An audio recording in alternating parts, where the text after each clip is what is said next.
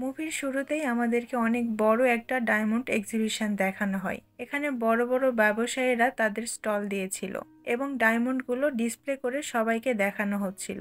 যেহেতু এত বড় একটা ডায়মন্ড এক্সিবিশন এবং এখানে অনেক মূল্যবান জিনিস রয়েছে, পুলিশের টহল তো থাকবেই। তাই টহলের দায়িত্বে ছিল এসিপি কামলেশ। সে তার ডিউটি খুব ভালোভাবে পালন করছিল আর চারিদিকে খুব ভালো করে নজর রাখছিল। অপরদিকে একটা লোককে দেখানো হয় যে দৌড়ে একটা বুথে যায় কল করার জন্য, কিন্তু তার কাছে কোনো কয়েল না থাকায় পাশে বসে থাকা ভিক্ষুকের কাছ থেকে কয়েল নিয়ে সেই ডায়মন্ড এক্সিবিশনের অথরিটিকে কল করে। কলটা রিসিভ করার সাথে সাথে লোকটি কামলেশের সাথে কথা বলতে চায়। কামলেশকে কলটা দেওয়া হলে লোকটি একটা কাগজ পড়ে গড়গড় করে মুখস্থের মতো বলতে থাকে, আর কিছুক্ষণের মধ্যেই ওখানে ডাকাতি হবে। ডাকাতরা ইতিমধ্যেই ভিতরে ঢুকে গেছে। ক্লিনার সেজে কোনো রকমে কার্ড ম্যানেজ করে তারা ভিতরে ঢুকেছে।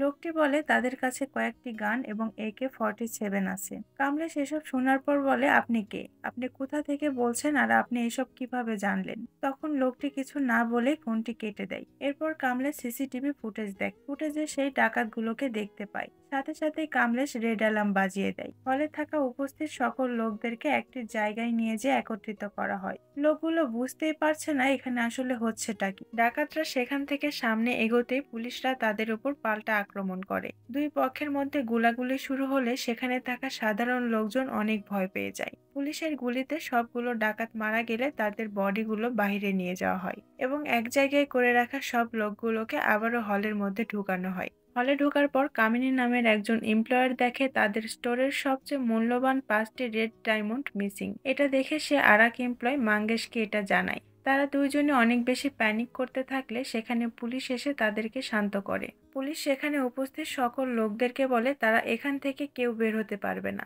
ডিটেকশন টিমকে তারা ইনফর্ম করে দিয়েছে, যখন ডিটেকশন টিম এসে তাদেরকে ইনভেস্টিগেট করবে তারপরে তারা এখান থেকে বাইরে যেতে পারবে। ইতিমধ্যে ডিটেকশন টিম চলে আসে। এই ডিটেকশন টিমের হেড হচ্ছে জাজবিন্দর। জাজবিন্দর আসতেই কামলেশ বলে, গুন্ডাগুলোর বডি বাইরে নিয়ে যাওয়ার পর হলের মধ্যে সকল লোককে আবার আমরা নিয়ে এসেছিলাম। এরপরে দুজন এমপ্লয় জানায় তাদের স্টোরের ডায়মন্ড মিসিং। জাজবিন্দর তখন সিসিটিভি ফুটেজ দেখতে চায়। কামলেশ জানায় ঘটনাটি ঘটার 3 মিনিট আগে সিসিটিভি বন্ধ হয়ে গেছে।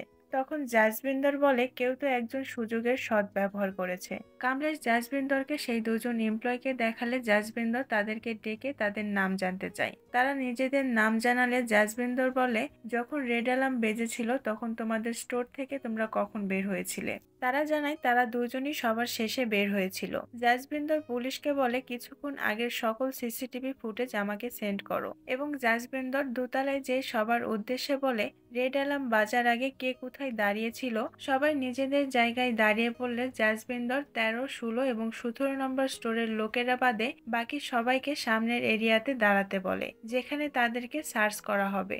এরপর নাম এবং ফোন নাম্বার নিয়ে তাদেরকে ছেড়ে দেওয়া হবে। জাজবিন্দর কিছু একটা বুঝতে পেরে নিচে এসে সবার পজিশন চেক করতে থাকে। এরপর পুলিশদেরকে বলে সবাইকে সার্চ করতে। পুলিশরা সার্চ শুরু করলে কয়েকজন লোকের পর একজন লোককে ডাকা হয়। তার নাম সিকেন্দার। পুলিশ তাকে জিজ্ঞেস করে সে কি করে। সে জানায় সে কম্পিউটার টেকনিশিয়ান এবং মেরামতের কাজ করে। পুলিশ তার বাসা জানতে চাইলে সে জানায় তার বাসা কানপুর। পুলিশ তখন বলে, তোমার বাসা কানপুর অথচ তুমি মুম্বাই কি করছো, আর এই এক্সিবিশনে কেন এসেছো? সিকেন্দার তখন জানায় সে কম্পিউটারের কাজ করছিল। পুলিশ তখন তাকে যেতে বলে। সিকেন্দার চলে যেতে একটা লোকের সঙ্গে ধাক্কা খায়, আর ঠিক তখনই জাজবিন্দর তাকে থামতে বলে। জাজবিন্দর তখন বলে, তুমি এত তাড়াহুড়ো করে কেন বের হচ্ছিলে? সিকেন্দার তখন বলে, কোথায়? আমি তো তাড়াহুড়ো করে যাচ্ছিলাম না। জাজবিন্দর আবারও তাকে সেই সমস্ত প্রশ্ন করে যেগুলো পুলিশ আগেও তাকে করেছে। সিকেন্দার আবারও সে সমস্ত প্রশ্নের উত্তর দেয়। জাজবিন্দর তখন বলে, ওই দুই এমপ্লয় কামিনী এবং মাঙ্গেশকে তুমি চিনো কিনা? সিকেন্দার বলে, পার্সোনালি চিনি না, তবে ওদের দোকানে কয়েকবার গিয়েছিলাম কাজের জন্য। জাজবিন্দর আবারও সেকেন্দারকে একই প্রশ্ন করে, সে কেন তাড়াহুড়ো করে যাচ্ছিল। সেকেন্দার তখন বলে, আসলে আমার মা অসুস্থ। জাজবিন্দর তখন সেকেন্দারের তল্লাশি করতে বলে। সেকেন্দার তখন বলে, স্যার আমি তো কিছু করিনি, আমাকে কেন সন্দেহ করছেন? জাজবিন্দর এবার কামিনী এবং মাঙ্গেশকে ডাকে। তারা কোথায় থেকে এসেছে জানতে চাইলে কামিনী বলে সে ছত্তিশগড় থেকে এসেছে এবং মাঙ্গেশ বলে সে মুম্বাইতেই থাকে। জাসবিন্দর বলে ডায়মন্ড মিসিং ছিল, সেটা তোমাদের দুজনের মধ্যে কে আগে দেখেছিল? তখন কামিনী বলে সবাইকে হলের মধ্যে নিয়ে আসা হলে আমি দেখি সেখানকার কাঁচ ভাঙা এবং ভিতর থেকে 5টা রেড কালারের ডায়মন্ড মিসিং। জাসবিন্দর তখন বলে ডায়মন্ডগুলোর মূল্য কত হবে? তারা জানে প্রায় 50 থেকে 60 কোটি টাকা। এটা শুনে জাসবিন্দর অবাক হয়ে যায়। সে তখন তার সিনিয়র অফিসারকে কল করে বলে আমি তো ভেবেছিলাম এখানে কোনো ছোটখাটো চুরি হয়েছে, কিন্তু আপনি তো আমাকে 50 থেকে 60 কোটির কেসে ফাঁসিয়ে দিয়েছেন। এটা শুনে সিনিয়র অফিসার তখন বলে বড় কেস দেখেই তো হোম মিনিস্টার নিজেই তোমাকে কেসটি দিতে বলেছে। যদি কেসটি সলভ করতে পারো তাহলে তোমার প্রমোশন হয়ে যাবে। কেসটি সলভ করতে সময় কেমন লাগবে? জাসবিন্দর তখন বলে 24 ঘন্টার মধ্যে কেসটি সলভ হয়ে যাবে। ঠিক তখনই সেখানে সেকেন্দার আসে। সেকেন্দারকে যে পুলিশ চেক করেছিল সে বলে তার কাছে কিছুই পাওয়া যায়নি।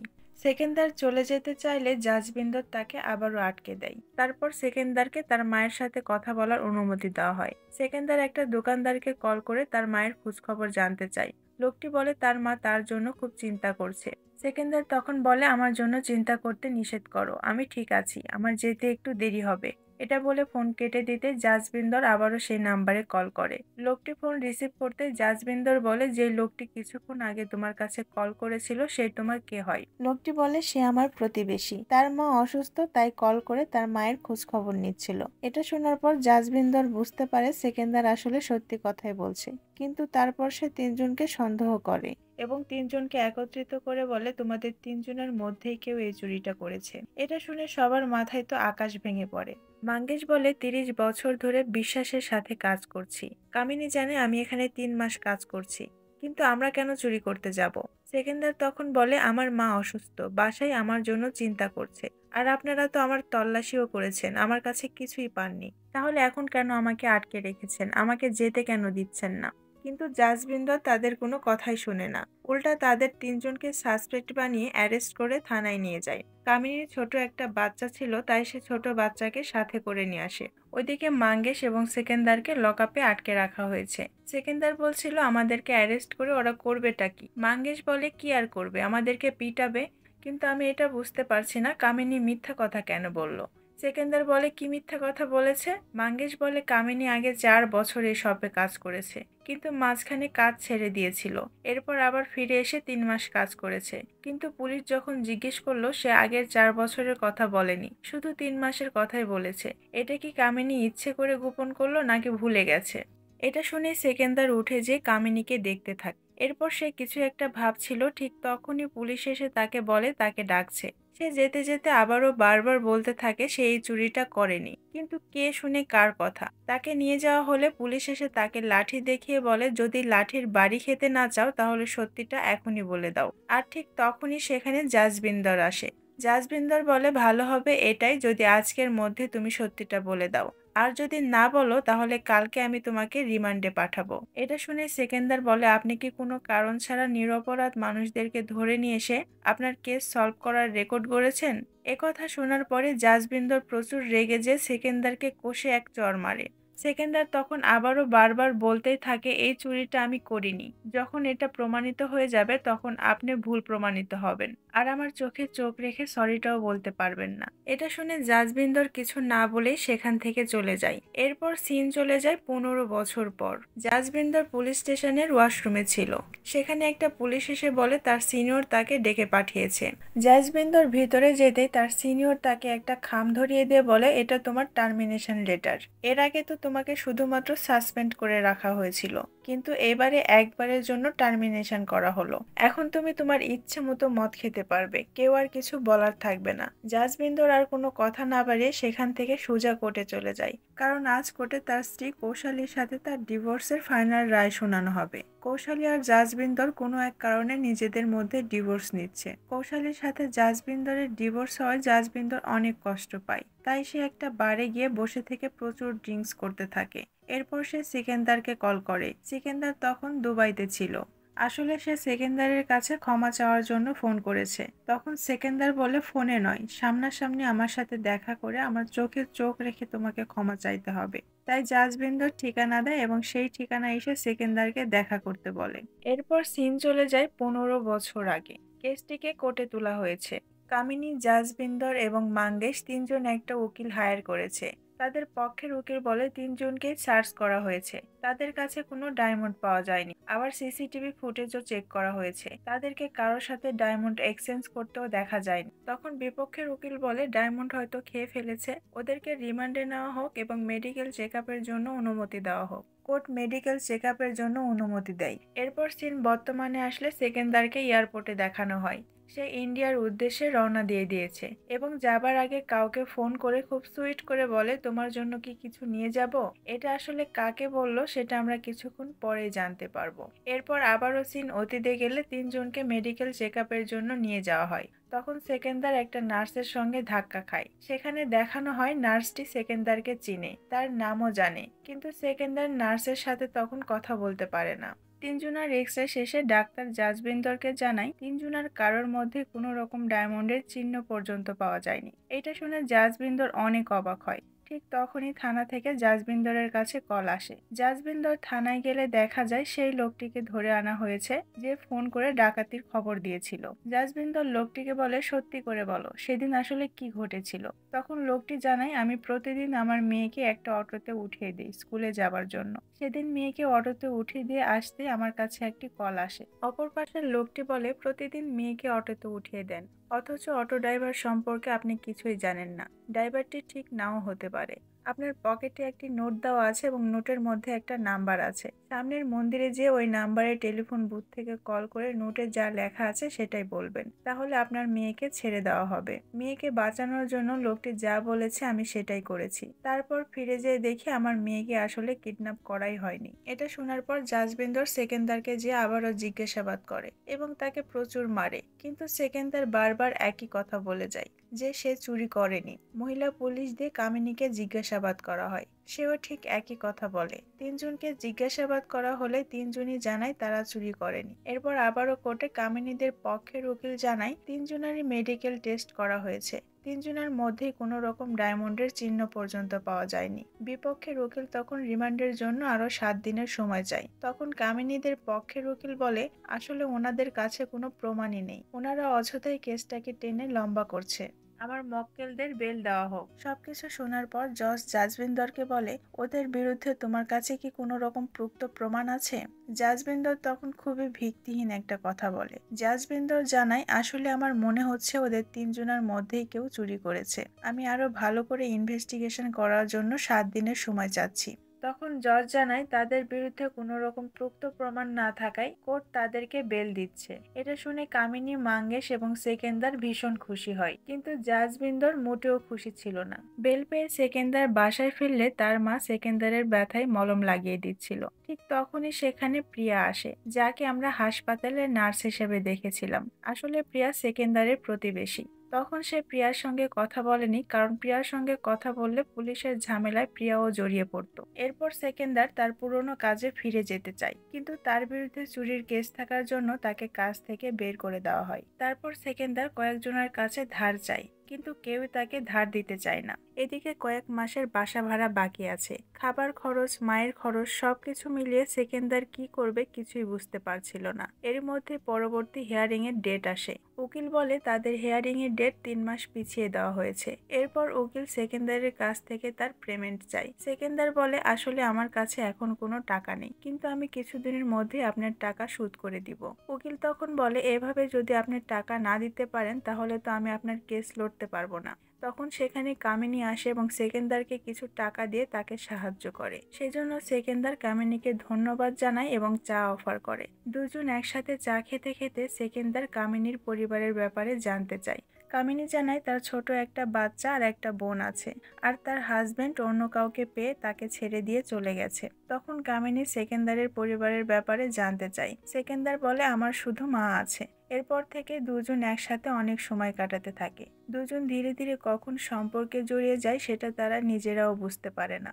সেকেন্দার একদিন কামিনীর সাথেই ছিল, ঠিক তখনই তার কাছে প্রিয়ার ফোন আসে। সেকেন্দার বাসায় ফিরে যেয়ে দেখে তার মা আসলে মারা গেছে। মা মারা যাওয়াতে সেকেন্দার অনেক কষ্ট পায়। এরপর সে বাসাটাই ছেড়ে দেয়। তারপর কামিনীর সাথে যে থাকতে শুরু করে। কিছুদিনের মধ্যেই তারা বিয়েও করে নেয়। এরপরই গল্প চলে আসে বর্তমানে। এয়ারপোর্টে নেমে সেকেন্দার তার বন্ধু মানিশের সাথে দেখা করে। একসঙ্গে যেতে যেতে সেকেন্দার মানিশকে বলে, তুই কামিনীকে যেয়ে বল আমার একটা কাজ আছে, সেটা শেষ করে আমি বাসায় ফিরবো। এটা বলে সেকেন্দার গাড়ি থেকে নেমে একটা রেস্টুরেন্টে যায়, যেখানে জাজবিন্দর আগে থেকে সেকেন্দারের জন্য অপেক্ষা করছিল। সেকেন্দার যেতেই জাজবিন্দর তাকে বলে, আসলে তুমি ঠিক ছিলে, আমি ভুল ছিলাম। এই কেসটার সাথে সাথে আমার জীবনটাও শেষ হয়ে গেছে, কিন্তু তোমার জীবনে কি হয়েছে? বেশ ভালোই তো আছো তুমি। তখন সেকেন্দার বলে, তোমার জন্য আমার সম্মান হারিয়েছি, আমার চাকরি হারিয়েছি, এমনকি আমার দেশটাও ছাড়তে হয়েছে। এরপরে সেকেন্দার জীবনের সব বাধা পেরিয়ে কিভাবে এই পর্যায়ে পৌঁছালো তার পিছনের কিছু গল্প দেখানো হয়। কোর্টে আবারও হিয়ারিং এর ডেট দিয়েছে, কিন্তু সেটা আবারও 3 মাস পিছিয়ে গেছে। তাই সেকেন্দার এই বিষয়টা নিয়ে অনেক ফ্রাস্ট্রেটেড হয়ে যায়। তখন তার বন্ধু মাঙ্গেশ তাকে বাইরে নিয়ে যেয়ে বলে, আগ্রাতে আমার মামার একটা কাচের কোম্পানি আছে, সেখানে একটা বিশ্বস্ত লোক লাগবে, আমি তোর কথা বলেছি, মাসে 15,000 টাকা বেতন দিবে, থাকার ব্যবস্থা কোম্পানির। সবকিছু শুনে সেকেন্দার কামিনীকে বলে, এই অফারটা আমার ভালো লাগছে, কিন্তু আগ্রাতে যাওয়ার মতো আমার কাছে কোনো টাকা নেই। তখন কামিনী বলে, চিন্তা করো না, আমার কাছে কিছু জমানো টাকা আছে। দ্বিতীয়বারের মতো কামিনীর সাহায্য নিয়ে সেকেন্দার আবারও আগ্রায় যায়। নতুন ঘরে পা রেখে নতুনভাবে জীবন শুরু করে। এরপর সে কোম্পানিতে জয়েন করে। কামিনীর সাথে বেশ ভালোই তার দিন কাটছিল। এভাবেই দেখতে দেখতে সুখে শান্তিতে 2টা বছর কেটে যায়। কিন্তু একদিন তার কাছে কল আসে। কলটা মাঙ্গেশ করেছে। মাঙ্গেশ বলে, কোর্টে আবারও হিয়ারিং এর ডেট দিয়েছে, তোমাকে মুম্বাই আসতে হবে। রাতের বেলা কামিনীকে এটা জানাই, আর বলে, তুমি আসার পর আমার জীবনটা বদলে গেছে। কবে যে আমাদের জীবন থেকে এই কোর্ট কাচারির ঝামেলাটা চলে যাবে, তবেই শান্তি। তখন কামিনী বলে, আমি আসার পর তোমার জীবন যেমন পরিবর্তন হয়ে গেছে, ঠিক সেভাবেই একদিন না একদিন আমাদের জীবন থেকে কোর্ট কাচারিও চলে যাবে। এরপরে সেকেন্দার মুম্বাইয়ের উদ্দেশ্যে রওনা দিয়ে দেয়। সেকেন্দারের একা আসলে হয়ে যাবে, তাই সে কামিনীকে সাথে নিয়ে আসে না। কোর্টে আসার পর বিপক্ষের উকিল কোনো তথ্য প্রমাণ জোগাড় করতে না পারায় জজ তার রায় শুনিয়ে বলে, এই কেসটি আমার কাছে একদমই ভিত্তিহীন মনে হচ্ছে। বিপক্ষের উকিলকে বলে, যেহেতু আপনি কোনো তথ্য প্রমাণ পেশ করতে পারেননি, তাই এই কেসটা থেকে একেবারের জন্য 3জনকে মুক্তি দিয়ে দিচ্ছি। এটা শুনে সেকেন্দার ভীষণ খুশি হয় এবং আগ্রাতে ফিরে যেয়ে কামিনীকে খুশির খবরটা জানায়। কামিনীও এটা শোনার পর অনেক খুশি হয়। সেকেন্দার তখন কামিনীকে চা করে নিয়ে আসতে বলে। কামিনী চা করার জন্য রান্নাঘরে যেতেই হঠাৎই মাথা ঘুরে পড়ে যায়। সেকেন্দার তাকে হাসপাতালে নিয়ে যায়। বিভিন্ন রকম টেস্ট করার পর ডাক্তার জানায় কামিনীর লাঞ্চে পানি জমা হয়েছে, এখনই তাকে হাসপাতালে অ্যাডমিট করতে হবে। কিন্তু সেকেন্দারের কাছে কোনো টাকা ছিল না। তাই সেকেন্দার ডাক্তারকে জানায়, আপনি কামিনীকে অ্যাডমিট করে নেন, আমি কালকের মধ্যেই টাকাটা শোধ করে দিব। ডাক্তার তার কথা শুনে এবং কামিনীকে অ্যাডমিট করে নেয়। কামিনী তখন সেকেন্দারকে বলে, বাচ্চারা একা একা বাসায় কি করছে সেটা একবার দেখে আসতে। তাই সেকেন্দার বাসায় যেতেই দেখে বাচ্চারা বাহিরে বসে আছে। এটা দেখে সে ভীষণ অবাক হয়। তারপর বাচ্চাদের যে জিজ্ঞেস করলে তারা জানায়, মামা তাদেরকে বাসা থেকে বের করে দিয়েছে আর বলেছে কামিনী এবং সেকেন্দার চোর। এটা শুনে সেকেন্দার অনেক রেগে যায় এবং তার মামার কাছে যায়। তার মামাকে সবকিছু বললে তার মামা জানায়, কোনো চোরকে সে বাসায় রাখবে না আর কোম্পানিতে চাকরিও দিবে না। এটা শুনে সেকেন্দার বলে, আমরা মোটেও চোর না, আর আমরা চোর না সেটা কোর্টে প্রমাণও হয়ে গেছে। আমার বেতনের টাকাটা দিয়ে দিন, আমি চলে যাচ্ছি। মামা তার বেতনের টাকা দিয়ে দিলে সেকেন্দার তার বাচ্চাদেরকে নিয়ে একটা ধর্মশালায় যায়। সেকেন্দার আজকের রাতটি বাচ্চাদেরকে ধর্মশালাতেই রাখে। তখন কামিনীর বোন জানতে চায় কামিনী কোথায়। যেন সে চিন্তা না করে সেজন্য সেকেন্দার বলে, কামিনী একটা রিলেটিভসের বাসায় গেছে, আমি যে ওকে নিয়ে আসছি, তোমরা এখানেই থাকো। এটা বলে সেকেন্দার হাসপাতালের উদ্দেশ্যে রওনা দেয়। কিন্তু রাস্তার মধ্যে কিছু গুন্ডা এসে সেকেন্দারকে মেরে তার ফোনটা ভেঙে দিয়ে তার কাছ থেকে সব টাকা নিয়ে চলে যায়। সেকেন্দার মরিয়া হয়ে কাঁদতে থাকে। এখন সে হাসপাতালের বিল পরিশোধ করবে কিভাবে? কোনো উপায় না পেয়ে সেকেন্দার একটা ব্রিজের উপরে আত্মহত্যা করার জন্য যায়, কিন্তু কিছু একটা ভেবে সে ব্রিজ থেকে আবারও নেমে আসে। এরপর সে বিধাতার কাছ থেকে কিছু টাকা ধার নিয়ে তার বন্ধু মানিশকে ফোন করে। মানিশ তখন বলে, আমি মামার কাছ থেকে সবটা শুনেছি, তুই কি আবুধাবি যাবি? তখন সেকেন্দার এতে রাজি হয়ে যায়। তারপর মানিশের সাহায্য নিয়ে সে আবুধাবি যায়। সেখানে একটা কনস্ট্রাকশন বিল্ডিং এ কাজ নেওয়ার পর বেতনের টাকা দিয়ে কামিনীর চিকিৎসার সব থেকে জরুরি বিধাতার ঋণ শোধ করে। এরপর 4 বছর ধরে অক্লান্ত পরিশ্রম করার পর সে ভালো একটা কোম্পানিতে চাকরি পায়। সবকিছু শোনার পর জাজবিন্দর বলে, সবই তো বললে, কিন্তু আবুধাবিতে তাবস্সুম নামে কেউ একজন কামিনীর জায়গা পূরণ করছিল, সেটা তো বললে না। এটা শুনে সেকেন্দার বলে, আসলে খারাপ মানুষের চিন্তা সবসময় খারাপই হয়। তাবাসসুম শুধুমাত্র আমার ভালো বন্ধু ছিল, এর থেকে বেশি কিছু না। তখন জাজবিন্দর বলে, তুমি ঠিকই বলেছ, আসলে আমি একজন খুবই খারাপ মানুষ, আর তোমার সঙ্গে আমি অনেক খারাপ করেছি, তাই আমি মন থেকে তোমার কাছে ক্ষমা চাইছি। এটা শুনে সেকেন্দার যেন শান্তি পায়। এরপর সে সেখান থেকে উঠে যেতে আবারও জাজবিন্দর তাকে ডাক, তাই সে আবারও ফিরে আসে। তখন জাজবিন্দর বলে, আসলে তোমার সঙ্গে কিছু কথা এখনো বাকি আছে। আসলে সেদিনের পর থেকে তোমাদের উপর কিছু লোক লাগিয়েছিলাম আর তাদেরকে নজর রাখতে বলেছিলাম। আসলে সেদিন কামিনী তার নখের মধ্যে করে একটা ডায়মন্ড চুরি করেছিল, কিন্তু সেটা রেড ডায়মন্ড ছিল না। আর এটা আমরা জানতে পারি সেদিন, যেদিন তোমার বন্ধু মানিশ তোমাকে আগ্রা যাওয়ার কথা বলে, কিন্তু তোমার কাছে টাকা না থাকায় কামিনী তোমাকে বলেছিল কামিনী টাকা দিবে। সে তখন টাকা জোগাড় করার জন্য ওই ডায়মন্ডটি জুয়েলারি শপে বিক্রি করতে যায়, আর তখন আমি কামিনীকে হাতে নাতে ধরে ফেলি। তার সাথে সাথে আমি সেদিন কামিনীকে একটা প্রস্তাবও দিয়েছিলাম, যদি সে আমার বলা মতো কাজ করে তাহলে তাকে জেলে যেতে হবে না। আমি যেহেতু তোমাকে সন্দেহ করছিলাম, তাই কামিনীকে বলেছিলাম তোমার উপরে নজর রাখতে। কামিনীও এতে রাজি হয়ে গিয়েছিল, কারণ তার বাচ্চা আর তার বোনের কথা চিন্তা করে। এরপর কামিনীর অসুস্থ হওয়া, বাচ্চাদেরকে বাসা থেকে বের করে দেওয়া এবং রাস্তায় তোমার টাকা ছিনতাই হওয়া সবকিছুই আমি করিয়েছি। এমনকি যখন তুমি আত্মহত্যা করতে গেছিলে, তখন ট্রেনের হর্ন বাজিয়ে তোমাকে সেই ট্রমার মধ্যে থেকে আমি বের করে নিয়ে এসেছিলাম। এত কিছু করার উদ্দেশ্যই ছিল যেন তুমি অভাবের মধ্যে পড়ো এবং তোমার টাকার প্রয়োজন হয়, আর টাকার জন্য তোমার কাছে থাকা সেই রেড ডায়মন্ডটি তুমি সেল করো। কিন্তু এমনটা হয়নি। আসলে তুমি ডায়মন্ড তো চুরিই করোনি, তাহলে ডায়মন্ড বিক্রি করবে কোথা থেকে? সবকিছু শোনার পর সেকেন্দার অনেক অবাক হয়, তবে এসব কথা তার বিশ্বাস হচ্ছিল না, কিন্তু এটাই সত্যি কথা। এরপর সেকেন্দার অনেক রেগে জাজবিন্দরকে একটা চড় মারে। তারপর সে সেখান থেকে বাসায় ফিরে আসে। কামিনী আগের থেকেই তার জন্য অপেক্ষা করে বসেছিল। সেকেন্দার আসতেই কামিনী বলে, এতদিন পরে তোমাকে দেখে খুব ভালো লাগছে। তখন সেকেন্দার জানায়, জাজবিন্দরের সাথে দেখা করতে গিয়েছিলাম, ফাইনালি সে আমাকে সরি বলেছে, কিন্তু সাথে সাথে তোমার সব কথাও বলে দিয়েছে। তখন কামিনী সবকিছু বুঝতে পেরে সেকেন্দারের কাছে ক্ষমা চাই, আর বলে, এটা করা ছাড়া আমার উপায় ছিল না, কারণ আমি জেলে যেতে চাইনি। আমি জেলে গেলে আমার বাচ্চা আর আমার বোনের কি হতো, তাদেরকে কে দেখাশোনা করতো? তুমি আমাকে ক্ষমা করে দাও। কিন্তু সেকেন্দার আর কামিনীর সাথে থাকতে চায় না। সে কামিনীকে বলে, এই ফ্ল্যাটটি আমি তোমাকে দিয়ে দিচ্ছি, আর মাসে মাসে তোমার খরচের টাকাও আমি তোমাকে দিয়ে দিব। এটা বলে সে চলে যেতে লাগলে কামিনী তাকে বারবার বাধা দেয়, কিন্তু সেকেন্দার কামিনীর কোনো কথাই শোনে না।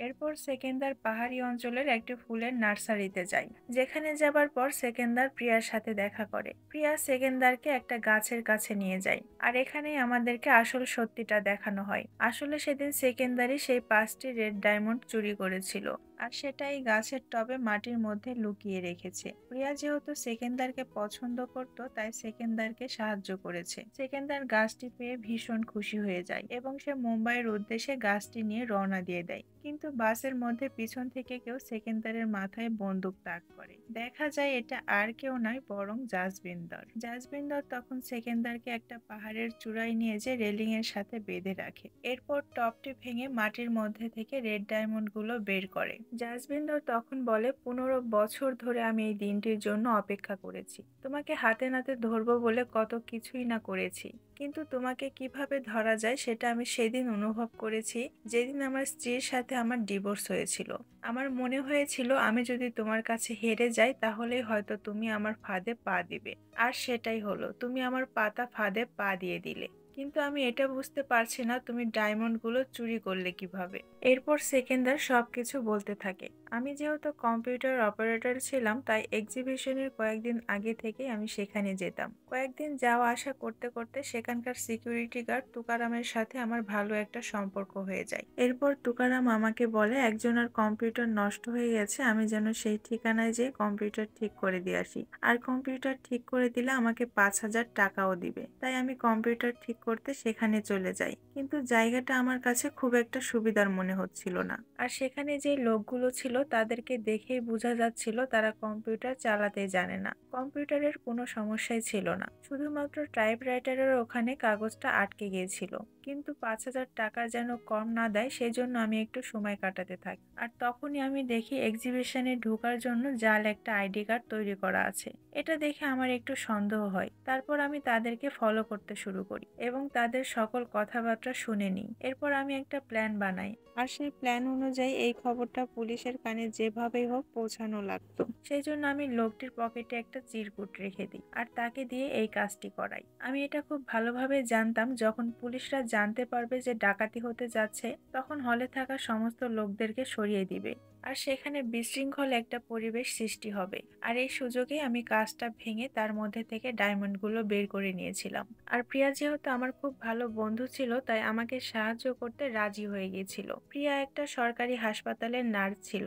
ডাকাতদের বডি নিয়ে যাওয়ার জন্য সে নার্স হিসাবে এসেছিল। যখন ডাকাতদের বডি নিয়ে চলে যাচ্ছিল তখন ডায়মন্ডগুলো আমি প্রিয়ার হাতে দিয়ে দিয়েছিলাম। সবকিছু শুনে জাসবিন্দর বলে, তোমার জীবনে 3টি নারী খুব ভালো উপকার করেছে তোমার, কিন্তু তুমি আবুধাবি থেকে চলে আসার সময় তাবাসসুমকে একটি খাম দিয়েছিলে। এখান থেকে আমরা জানতে পারি তাবাসসুমের সাথে আসলে সেকেন্দারের সম্পর্ক ছিল। এরপর জাসবিন্দর বলে, তাবাসসুমের ইতালিতে যাওয়ার খুব শখ ছিল, তাই তুমি আবুধাবি থেকে চলে আসার সময় তাবাসসুমকে ওই খামের মধ্যে 2টা টিকিট দিয়েছিলে। তুমি হয়তো এটাই ভেবে রেখেছিলে তোমার প্ল্যান যদি সাকসেসফুল হয় তাহলে তাবাসসুমের সাথে তুমি চলে যাবে। কত কিছু তুমি ভেবে রেখেছিলে, তাই না? এটা বলে জাসবিন্দর সেকেন্দারকে একটা চড় মারে। তখন সেকেন্দার জাসবিন্দরকে একটা অফার দেয়। তারা দুজনই 15 বছর ধরে এই ডায়মন্ডের জন্য অনেক কষ্ট করেছে। এখন প্রশ্ন এটাই, জাসবিন্দরকে সেকেন্দারের প্রস্তাব মেনে নেবে নাকি সেকেন্দারকে পুলিশের হাতে তুলে দিবে। আর এখানে মুভিটি শেষ হয়ে যায়। আজকের মুভির গল্পটি কেমন লেগেছে অবশ্যই কমেন্ট করে জানাবেন। যদি ভালো লাগে একটা লাইক দিয়ে দিবেন এবং চ্যানেলটিকে সাবস্ক্রাইব করে সাথেই থাকবেন। নতুন ভিডিওর আপডেট পেতে পাশে থাকা বেল বাটনটি ক্লিক করে রাখবেন। এতে করে আমি নতুন ভিডিও আপলোড করলে সাথে সাথেই নোটিফিকেশন পেয়ে যাবেন। সবাই ভালো থাকবেন। আল্লাহ হাফিজ।